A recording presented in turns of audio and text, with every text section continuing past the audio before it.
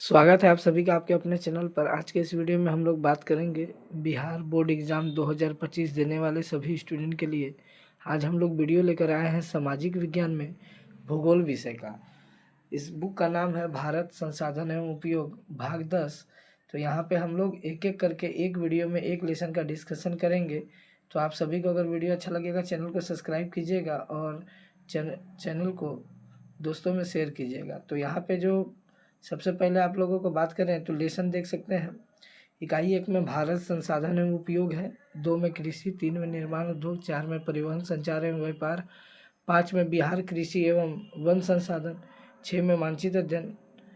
उसके बाद एक प्राकृतिक आपदा, एक परिचय, प्राकृतिक आपदा एवं प्रबंधन, बाढ़ और सुखाड़, प्राकृतिक आपदा एवं प्रबंधन, भूकंप एवं सुनामी, जीवन रक्षक, आकस्मिक प्रबंधन, आपदा काल में वैकल्पिक संचार व्यवस्था, आपदा और सहअस्तित्व। तो सबसे पहले आज हम लोग लेसन 1 का डिस्कशन कर रहे हैं, भारत संसाधन एवं उपयोग। तो भारत संसाधन एवं उपयोग में जो लेसन है इसमें से सबसे पहला क्वेश्चन बनेगा संसाधन क्या है। तो संसाधन का अर्थ बहुत ही व्यापक है। यहाँ प्रसिद्ध भूगोलविद जिमरमैन का कथन है कि संसाधन होते नहीं हैं बल्कि बनते हैं। तो मानव उपयोग में आने वाली वे सभी वस्तुएं जो मानव उपयोग में आती हैं वो संसाधन कहलाती हैं। संसाधन का वर्गीकरण कई रूपों में किया गया है। संसाधन का वर्गीकरण का आधार देखिएगा तो ए में है उत्पत्ति के आधार पे। तो उत्पत्ति के आधार पे जैव और अजैव 2 प्रकार के संसाधन होते हैं। उपयोगिता के आधार पे तो नवीकरणीय और अनवीकरणीय है। स्वामित्व के आधार पे देखेंगे तो व्यक्तिगत, सामुदायिक, राष्ट्रीय और अंतर्राष्ट्रीय।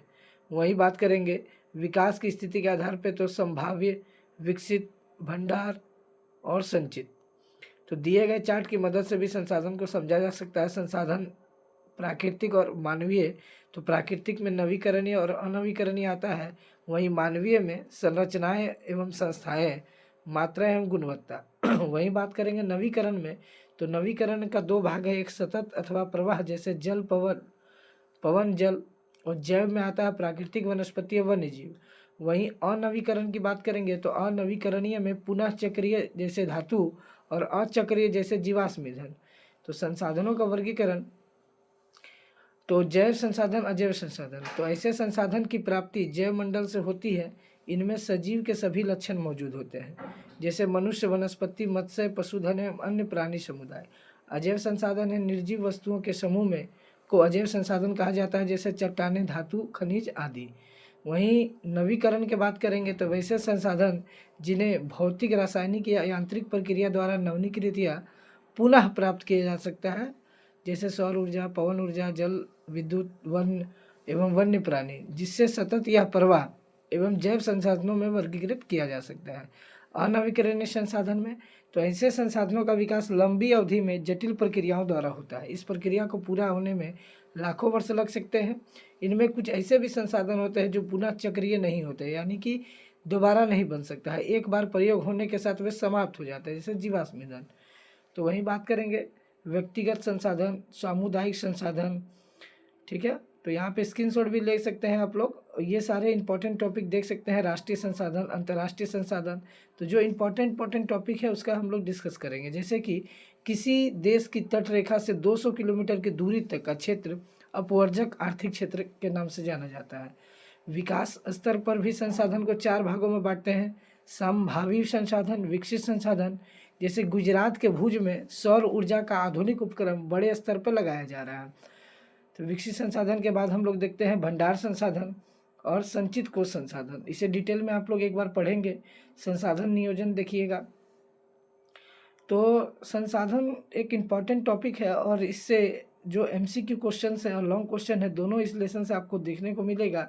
तो एमसीक्यू क्वेश्चन में जैसे कि नवीकरणीय ऊर्जा संसाधन, अनवीकरणीय ऊर्जा संसाधन, जैव अजैव, जैसे कि ये दोनों हैं, तो इनमें से आपसे पूछा जा सकता है ऑप्शन देके कि इनमें से कौन नवीकरणीय संसाधन है, कौन अनवीकरणीय संसाधन है, इस तरह का एमसीक्यू आएगा। वहीं बात करेंगे, यहाँ पे देख सकते हैं महात्मा गांधी के विचार प्रासंगिक है। क्या है महात्मा गांधी के विचार? हमारे पास पेट भरने के लिए बहुत कुछ है लेकिन पेटी भरने के लिए नहीं। तो ये लाइन अगर देगा और पूछा जाएगा किनके द्वारा कहा गया है तो महात्मा गांधी। मेघा पाटेकर का नर्मदा बचाओ अभियान, सुंदरलाल बहुगुणा का चिपको आंदोलन एवं संदीप पांडे द्वारा वर्षा जल संचय कर कृषि भूमि का विस्तार संसाधन संरक्षण की दिशा में अत्यंत सराहनीय कदम है। तो ये 3 यहाँ पे इंपॉर्टेंट क्वेश्चन बन जाता है, जैसे मेघा पाटेकर नर्मदा बचाओ अभियान से जुड़ी थी, सुंदरलाल बहुगुणा चिपको आंदोलन से, और यहाँ पे एक नया देखने को मिल रहा है कि संदीप पांडे, जिनका वर्णन वर्षा जल संचय के लिए यहाँ पे इनका नाम जाना जाता है। वहीं पे देखिएगा कि गांधी जी मशीन द्वारा उत्पादन के घोर विरोधी थे। अगला यहाँ पे टॉपिक, मानव एवं तकनीक की सूचनात्मक दोहन प्रवृत्ति डाकुओं की अर्थव्यवस्था कहा जाता है।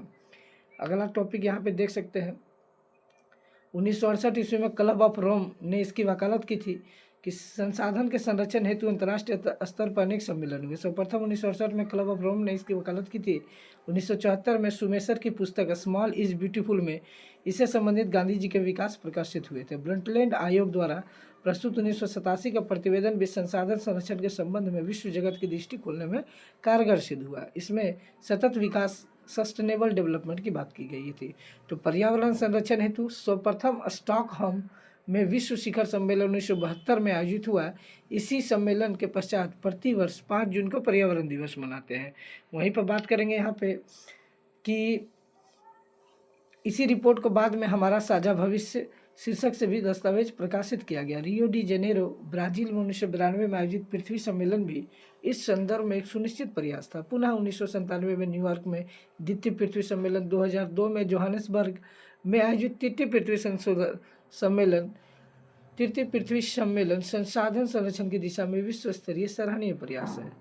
तो सतत विकास की अवधारणा, तो संसाधन मनुष्य के जीविका का आधार है। जीवन की गुणवत्ता बनाए रखने के लिए संसाधनों के सतत विकास की अवधारणा अत्यंत आवश्यक है। तो संसाधन प्रकृति प्रदत्त उपहार की अवधारणा के कारण मानव ने इसका अंधाधुंध दोहन किया, जिसके कारण पर्यावरणीय समस्याएं भी उत्पन्न हो गई। तो पर्यावरण के जितनी भी समस्याएं हैं, चाहे वो भूमंडलीय तापन हो, ओजोन क्षय हो, पर्यावरण प्रदूषण, मृदा क्षरण, भूमि विस्थापन, अम्लीय वर्षा, असमय ऋतु परिवर्तन जैसी प्राकृतिक संकट पृथ्वी पर जो आई है, वो वनों की कटाई जो है सबसे बड़ा इसका कारण रहा है। वही बात करेंगे प्रथम पृथ्वी सम्मेलन, देख सकते हैं इसके बारे में कार्यक्रम एजेंडा 21, इसके बारे में आप लोग यहाँ पे देख सकते हैं, इंपॉर्टेंट टॉपिक है। वहीं पे द्वितीय पृथ्वी सम्मेलन का यहाँ पे टॉपिक आप लोग देख सकते हैं, क्योटो सम्मेलन भी यहाँ पे दिया हुआ, इसे भी डिटेल में पढ़ सकते हैं। और तृतीय पृथ्वी सम्मेलन, तो लेसन 1 में इतने सारे जो इंपॉर्टेंट टॉपिक है जिसका डिस्कशन हम लोगों ने किया। और ये आप लोग क्वेश्चन भी यहाँ पे देख सकते हैं कि कोयला किस प्रकार का संसाधन है। तो आपको पता होना चाहिए कोयला एक ऐसा संसाधन है जिसको बनने में लाखों करोड़ों साल लगते हैं। तो ये अनवीकरणीय है, इसको बनाना काफ़ी मुश्किल है।